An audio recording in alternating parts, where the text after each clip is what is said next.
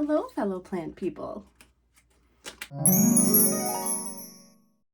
Welcome back if you are returning to my channel, and if you are new, my name is Jen. I go by the Leafy Geek here, also on Instagram, and this is a gardening video. I have been enjoying my Saturday after the blizzard that we had Friday evening. I've been enjoying my Saturday, trying to forget that there is approximately 10 new inches of snow on the ground outside. And I have been in here, my seed starting room, just enjoying myself. I actually am on round 2 of my seed starts. I'm just going to show you what I did today, which seeds I ended up sowing, and then I'm going to give you just a quick tour of my trays and how things are doing since the last time you might have seen them. I've got my tea, I've got my seeds, and I'm excited to show you what I did today. Oh, that's good. Today was technically week 7 for me if I am going according to my planned schedule for when these plants are actually going to end up in soil outside. That is still to be determined because we just had a blizzard. This is what happens. You can plan and plan and plan and plan all day, and then April throws you a blizzard and you kind of rethink some things or hope and pray that the snow melts by the time you are hoping it will. So again, my target is kind of mid-May. You plant when you can. You plant when, you know, the timing of your ability to plant and the timing of nature's ability to calm the F down and actually become spring. Those need to kind of coincide, and there's not a whole lot you can do about it. So if it gets pushed back, it gets pushed back. In the meantime, also to preserve my sanity on many levels, I have just stuck to my seed starting plan. And that's, you know, really all I can do at this point. I've got a really good space for them. They'll live their little lives here until I can get them out into my greenhouse, which actually is probably quite warm in there, honestly. Like today was a sunny afternoon and it looked like it probably was like 70s at least in there. So it's just a matter of timing, and it's a matter of utilizing the tools you have at your disposal until the timing is right. So I want to talk a little bit about what I started today. I went for kind of the bulk of my spring greens. And I've been leaning in recent years on the Asian green side of greens. They're just really great. They grow well up here in our cool spring weather. And I've had really good success with certain varieties of Asian cabbages and other Asian greens, such as Mizuna, pak choi. And so I wanted to show you what I've got going on. So today, I first wanted to do some kale. This is just kind of a staple for me. I am trying this dwarf Siberian kale variety. Compact, little plant. Kale usually grows well here for me, just temperature wise and soil wise. We have the right type of soil for kale. So I wanted something a little bit smaller that would take up less space in the garden. So we're going to try this dwarf Siberian. My classic, my Swiss chard. So again, this is something I've grown in my garden pretty much every year. And I just have the rainbow variety from Seed Savers Exchange. This is actually, I've used this a couple of years now. These are 2021 seeds and they still germinate. So hooray, a new green that I have not tried before. Editor Jen here. This is where I absolutely butchered the name of this plant. So I'm leaving that part out to save us all some extreme embarrassment. That was not what it was supposed to be. So this is fairly, it's advertised as easy to grow. And And it's a brassica. It's in the brassica family, so they can be prepared like any other brassica green, collards, kale, etc. They're purple, so they're pretty, and apparently they taste good. So I'm excited to try this variety too from Seed Savers Exchange. Then I've got my choice, my cabbages. So this is maybe a toss-up. I tried to start this last year in kind of midsummer for a fall garden, and it just never took off. I don't think I had the right kind of soil regeneration efforts in place. I you know, as far as like re-upping kind of the nutrients in the soil. So this might be, I don't know. It says that it's excellent for a fall or winter harvest. It's best planted in late summer or fall for that type of harvest, but it will also tolerate early spring sowing. So we're going to give this one a go, just to see if I can get something, just to try it. And if I do, then I might try again for the fall with the winter choy. And this variety is Chinese Yellow Heart. And then I've got pak choy and my bok choy. So I like to grow the dwarf varieties of pak choy and bok choy. They're just so much easier to plant and to kind of contain in the space that I have for them. I do all of my spring greens in a big raised bed in my yard. So this one, I'm gonna give that a try. It's called, the variety is Hey Do Tiny, and it's a staple. It says it's perfectly bite-sized, so that'll be fun. It's a little cute little cabbage, cute little kid, cute little cabbage. And then I have these seeds. I had these in storage for a couple of years now. These are from a seed vendor that I found online. I feel like I found this through a garden YouTuber, and I'm totally blanking on who I got this from. I'm gonna kind of do some research and check back. The Citystead, the channel that I love and watch and got these, this seed vendor recommendation from, is called The Citystead. I know you gardening folks have heard of him. They're awesome. Please go check out that channel. These are from Chauly Seeds, is the name of the seed vendor. And these have germinated every year since I've had them. I've had them for a couple of years now. So this is the dwarf pak choy that I've always grown from them. Works like a charm. And then the tatsoi varieties that I have, the red and the green. Delicious. I cook with these so much. I put them in everything. They're delightful. The rest of the seeds that I started are in the herb and edible flower category. So I ended up starting a handful of herbs. What I had on hand, I have some that are currently on order. I have some mint varieties and I think another basil variety, a couple of other herbs that I will share later on when they get here and when it's time to start them. But I have my handful here of herbs and then the flowers. I've never grown Tulsi. It's apparently delightful in teas, so I'm gonna try Tulsi. I like growing basil. It's a bit of a diva here, but it does grow well for us. So I am gonna try Tulsi. I'm also growing a couple of varieties that I had in my collection that aren't new to me, that I've grown in previous years. So I'm going to do the dark purple opal basil. I actually grew this as an ornamental plant in my flower bed 2 years ago, and they were awesome. They were beautiful. They added a lot to that gardenscape. So I'm going to grow that again. And then I'm also going to grow my Thai sweet basil, which I had success in previous years on as well. So that is the plan. Again, there are a couple of herbs that are missing from this list that I'm going to start as soon as I get them. I'm going to try plum shiso.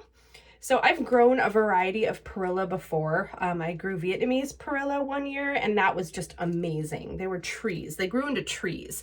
I had perilla shrubs in my yard. They were really pretty. They had like this green, like dark green leaf, and then this purple underside, and they were really, really good. They tasted, kind of like, they had an anise flavor, so kind of licoricey. And they were really good. You pickle them in soy sauce and then eat them over rice. That's a traditional dish using perilla, which it was delightful. I loved that herb. I'm gonna grow Shiso. It's, again, in the perilla family. And this variety is called plum Shiso. And it says that the flavors of this particular variety are reminiscent of lemon balm and Thai basil. You can have the leaves in salad, in sushi. You can put them in bouquets or flower arrangements. Yeah. Yum. I wonder if you can do tea with these too. I bet you could. Delightful. Cilantro. So I had these seeds. These I actually harvested from the slow bolt cilantro that I grew in 2021. So that's pretty neat.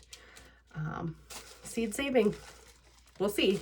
I did not do a germination test on these, so I know they're old and I know that they were saved. So I'm really interested to see how these do. I store all of my seeds in a cool space in my garage over winter. And then in the summertime, they move to my fridge. I've got those little silica packs that come just in a variety of things that you order. Whatever I'm ordering online that has fabric, I usually get those silica packets. I throw a couple of those in one of those Rubbermaid containers with the lids that fit right on a shelf in my fridge. And that's how I store my seeds when the weather warms up. But we'll give this a try. It's all you can do. And I do want some cilantro this year. And then the flowers. So I am going to grow, or at least try, this is kind of an experiment. I meant to grow this last year.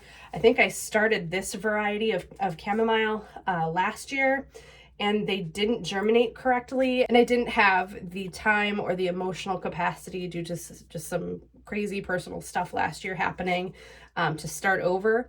But I'm going to try again. I'd love to grow my own chamomile. So I'm going to try this German variety. Again, this is for tea primarily. And then I'm going to grow this variety as Lottie Lan. This is a Polish variety, it says.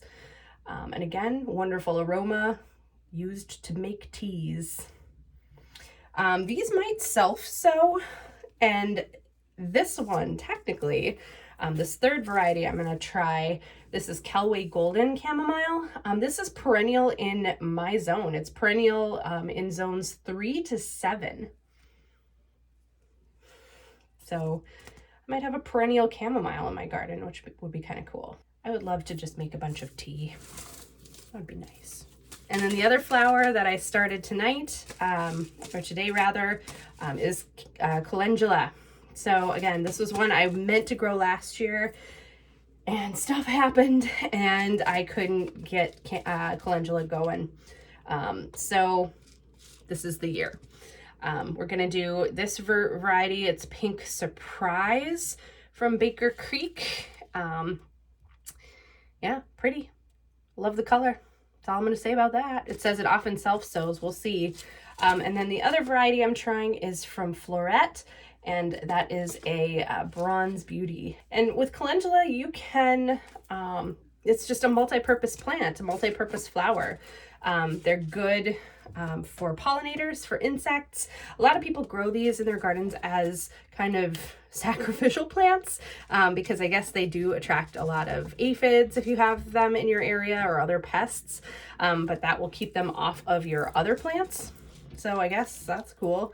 But if you can use the petals of the flower, you can use the calendula to dye fabric. You can eat them in stuff, in salads, probably tea. And it says, Floret says you can actually use them medicinally as a salve. Who knew? Calendula. So that's what I started today. Again, the date is Saturday, April 1st. One day post blizzard. So let me show you what's on the shelves and what's happening, because there are some developments from a week ago that I'd like to show you. So let's take a look. top shelf here. The humidity domes have come off 2 of the 3 trays that are up here. You can see I've got my soil blocks all kind of holding shape, which is great. In the far couple of rows there, those are my tomato seedlings. You can see a couple got really stretched. That is because I didn't have the light on the full power setting before I noticed them come up. So I think it happened very quickly overnight and they got a little bit leggy. So I actually trimmed out and thinned out, I should say, the seedlings that were leggier than the rest, or then, you know, I kept the lowest, less leggy seedling out of all of them that were in that particular cell. So we'll see how that goes. Maybe if they get a little bit bigger, I can kind of plant them down if I have to up pot them or something, and they can strengthen a little bit more at that point. But all of the varieties of tomato came up, which was great. My onions are working on it, both varieties of my bulb onions. So I'm gonna have to thin these guys out soon. As soon as they pop their little tips above, they kind of unfurl from the soil. So they're kind of still underneath and they kind of uncurl and then reach for the light, which was kind of cool. And then the celery, I think there's stuff going on in there. I checked, it's kind of hard to see from this angle, but I did check in there earlier and there's a little tiny green sprout in each of these cells. So I'm just kind of, I took the lid off at that point. I tend to do that as soon as I see at least half the tray. And then if there are some blocks that are still not with seedling quite yet, I usually add a layer of vermiculite on those and spray them down again and kind of keep them a little bit more saturated. Because they are losing that humidity from taking the dome off. But I like to take the dome off because I don't want the other seedlings that are above ground to kind of dampen and rot off, because that is a real danger. This is my Snapdragon tray. So all the way to the back on this side, here and over to the left, those are all snaps. My Chantilly bronze in the far row, and then the rest of these are 20 varieties. Got my bee balm coming up here. And then these are what I did today, the Calendula. And then over here, that's my cilantro. I just kind of put blocks in where there was space. And again, because I had to lift the tray, I added the vermiculite. Calendula actually does, I think, well, no, maybe it's not calendula. One of these down here needs light to be able to germinate. Maybe it is calendula. I'll double check. I'll fact check that. But we'll continue on our tour here. So the microgreens are popping, which is kind of neat. So these are the radish ones. I also started some broccoli ones. So just trying to keep these as damp as I can for those greens. The herbs that I started are in here. So you can see I've got, well, maybe you can't. Got Shiso there. So I'm doing rows of 3 in this little repurposed plastic tray packaging. This actually was from a toaster. I just got a new toaster, and this plastic packaging was kind of surrounding the toaster in the box. So I repurposed that, and then I repurposed this from something else. This was another packaging thing. Reuse your plastic, guys. If you're ordering stuff online, there are ways to reuse that. My Shiso, Tulsi. I'm doing actually 6 blocks of Tulsi. My purple basil, and then my Thai sweet basil. I just realized I skipped a tray, so we're gonna journey back up here.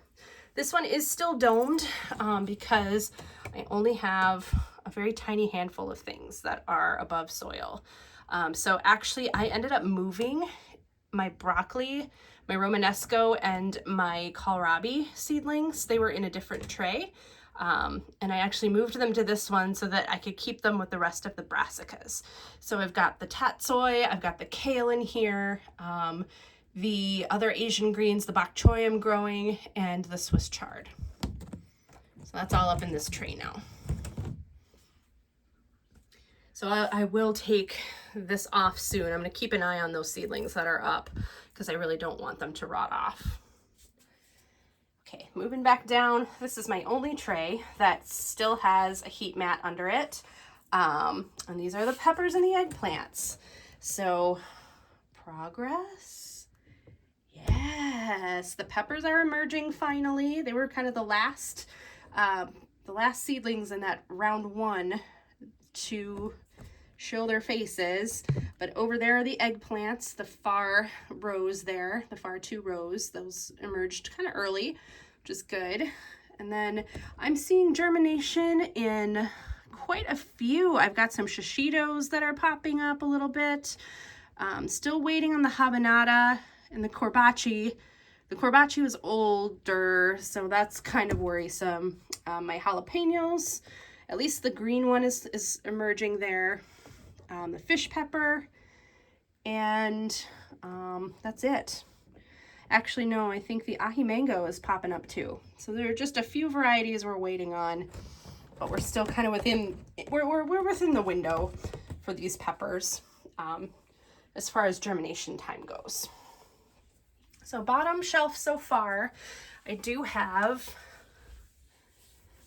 my other microgreens, my broccoli microgreens hanging out there. Then in this tray, I've got the chamomile that I seeded today.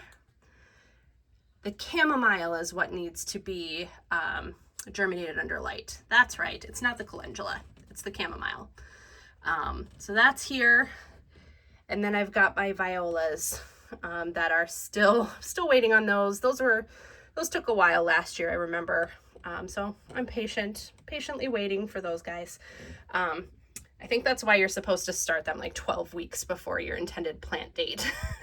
So we'll see. We'll get them, I'm sure, eventually. And then the milkweed too I'm still waiting on that to see what that does. But that's it, guys. That's what I've got going on. And I've got a whole extra shelf here with lights. I'm going to fix some additional lights under this one. I've got room on this shelf. I will eventually have room because the microgreens will probably be the first things I pull off the shelf here. And yeah, I'll kind of reconfigure this one a little bit, but plenty of room still for what I still plan on growing. So that's it. That's what I've got going on.